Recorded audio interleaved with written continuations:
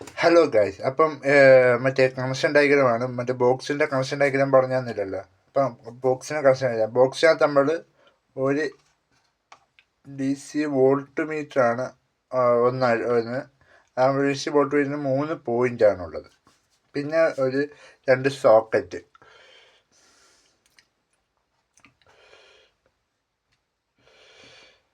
പിന്നെ ഒരു switch guys. ഇത് മൂന്നുമാണ് ആ ബോക്സിനകത്ത് കൊടുത്തിരിക്കുന്നത്. അപ്പം നമ്മൾ BMSൽ നിന്ന് വരുന്ന BMS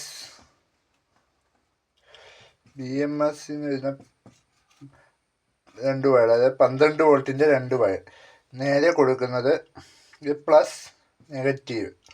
അപ്പം പോസിറ്റീവ് സൈഡ്, അതായത് DC വോൾട്ട് മീറ്ററിന് 3 വയറാണ്. ഒരു ബ്ലാക്ക്, ഒരു യെല്ലോ, ഒരു റെഡും നമ്മളെ യെല്ലോയും ജോയിൻ ചെയ്യണം. ജോയിൻ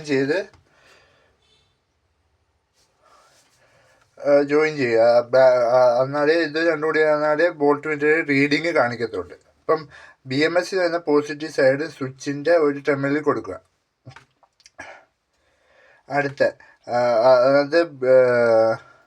എന്നിട്ട് DC സോക്കറ്റിൻ്റെ 2 പോസിറ്റീവ് സൈഡും ജോയിൻ ചെയ്ത് അതും, പിന്നെ DC വോൾട്ട് മീറ്ററിൻ്റെ യെല്ലോയും റെഡും കൂടി ജോയിൻ ചെയ്ത് അവിടുന്ന് ഒരു പോയിൻ്റ് എടുത്ത് രണ്ടും കൂടി സ്വിച്ചിൻ്റെ മറ്റേ ടെർമിനലിൽ കൊടുക്കുക.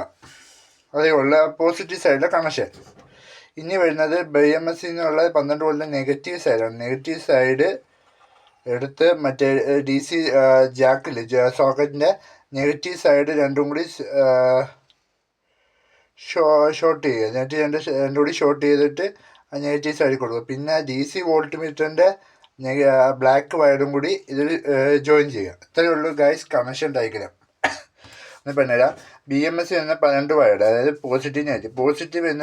പോസിറ്റീവ് നിന്ന് വരുന്ന ഒരു വയറെടുത്ത് സ്വിച്ചിൻ്റെ ഒരു ടെർമിനലിൽ കൊടുക്കുക.